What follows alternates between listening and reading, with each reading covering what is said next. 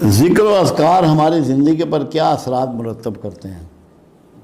ذکر و اذکار کے زندگی پر اثرات 100% ہیں۔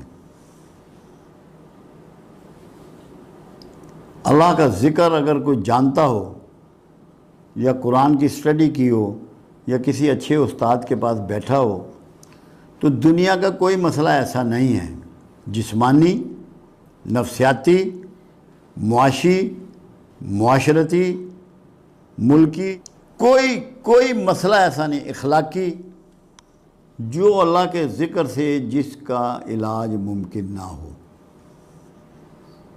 مزاج بدل جاتے ہیں، جو چیزیں ہمیں جیند میں ملتی ہیں، ورثے میں ملتی ہیں، ماں باپ کے جرثوموں سے جو ملتی ہیں، وہ تک اللہ کے ذکر سے ریپیئر ہوتی ہیں اور چینج ہوتی ہیں۔ ٹیمپرامنٹ بنتے ہیں جین سے، ٹیمپرامنٹ چینج ہوتے ہیں۔ میں لوگوں کو سمجھاتا ہوں کہ ہم جب ذکر دیتے ہیں اس کا مطلب یہ ہوتا ہے کہ جو جینیٹک پرابلم آ رہے ہیں لوگوں میں، ہم اس کا بھی علاج کر رہے ہیں۔ موروثی بیماریاں، ایسی بیماریاں جس کے پاس سائنس کے پاس جن کا بھی علاج نہیں ہے، اللہ کے ذکر سے۔ کیوں؟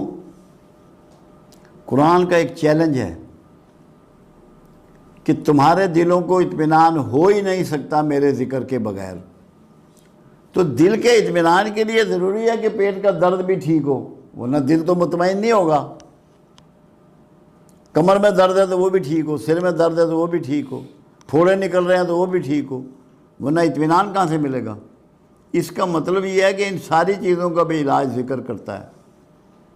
ذکر سے ان سب چیزوں کا بھی علاج ہے۔ پھر قرآن نے ایک بات کہی، یونس علیہ السلام کے بارے میں قرآن نے کہا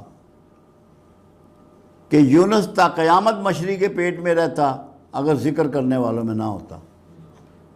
تو بڑے مسائل سے بھی نکلا جا سکتا ہے اللہ کے ذکر سے، بڑی مصیبتوں سے بھی نبر آزما ہوا جا سکتا ہے اللہ کے ذکر سے۔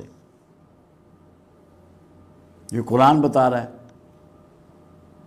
پھر اللہ کہتا ہے مجھے میرے پیارے ناموں سے یاد کرو، میرا ایسے ذکر کرو جیسے اپنے آبائزات کا کرتے ہو، بلکہ اس سے بھی زیادہ۔ یہ آپ کو کیوں کہا گیا؟ پھر اللہ کے رسول صلی اللہ علیہ وسلم نے مختلف ذکر و اذکار آپ کو گائیڈ کیے، سمجھائے۔ ایسے لوگ آئے رسول اللہ کے پاس جو مقروض تھے، تو میرے آقا نے فرمایا یا ذل جلال والاکرام کثرت سے پڑھا کرو، قرضے ختم ہو گئے۔ تو کوئی ایسا مسئلہ نہیں ہے جس کا علاج اللہ کے ذکر میں نہ ہو۔ ہمارا پرابلم یہ ہے کہ ہم 10 دن پڑھ کے چاہتے ہیں کہ 100 سال پرانا مسئلہ بھی حل ہو جائے، کہ ہلے تھوڑی دے کم ہی نہیں ہویا، 6 دن تو انہوں ہو گئے پڑھ دیں۔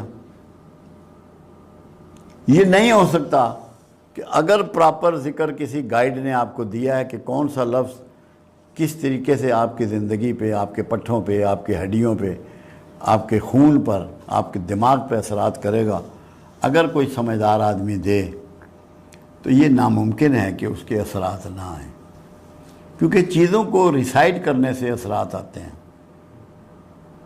یہاں کچھ لوگ کام کر رہے ہیں، وہ سورہ رحمان کی تلاوت لگاتے ہیں، بہت سارے لوگ بیماریوں میں، اور وہ کہتے ہیں کہ ہمیں شفا ہوئی۔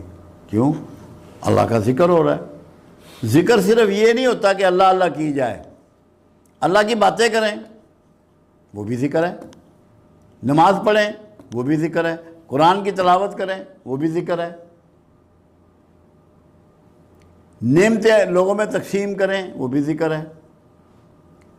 یہ ہو نہیں سکتا کہ اگر آپ سچے دل سے اللہ کے ذکر پہ گامزن ہو گئے ہیں اور آپ کے مسائل باقی رہ جائیں۔ یہ ہماری سوچ کی کمی ہوتی ہے کہ جو ہم ذکر میں کوتاہی کرتے ہیں۔ میں تو اس کو کہتا ہوں کہ ایک پریکٹس کر لو، ایک عادت بنا لو۔ جو مسئلہ تمہیں درپیش ہے، جو پریشانی درپیش ہے، اللہ کے حضور باتیں کرو، گریا کرو اس سے۔ اللہ کہتا ہے مجھ سے کانا پھوسی کرو، کانا پھوسی ذکر ہے،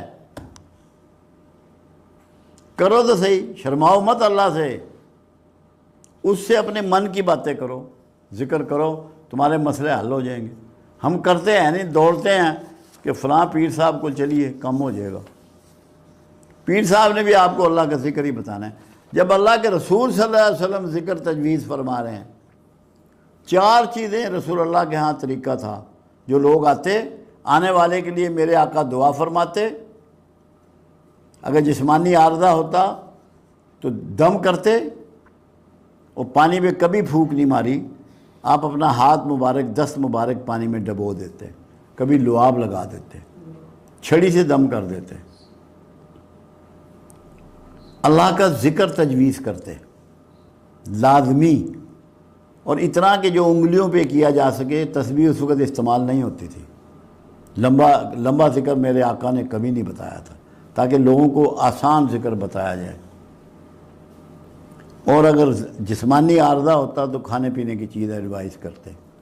ہم انہی 4 طریقوں سے چل رہے ہیں، 5ویں کوئی چیز ہم نہیں کرتے۔ مین چیز اللہ کا ذکر ہے، اگر لوگ کر لیں۔ ہمارے پاس کوئی بندہ ایسا نہیں آیا جس نے دل جمی سے ذکر کیا ہو اور اس کا مسئلہ پینڈنگ رہ گیا ہو، میرے پاس تو نہیں آیا، مجھے نہیں یاد اس 30 سال میں۔ تو ذکر سب سے امپورٹنٹ چیز ہے زندگی میں، اس کو تو چھوڑنا نہیں چاہیے۔ تھوڑا بہت جتنی توفیق ہے، جتنی صحت ہے، جتنا ٹائم ہے، ذکر کو مت چھوڑو۔ آپ جو اچیو کرنا چاہتے ہیں ذکر کو پکڑ لیں، یہ ناممکن ہے کہ اچیو نہ ہو۔ ناممکن کا لفظ استعمال کر رہا ہوں، لازمی نصیحت۔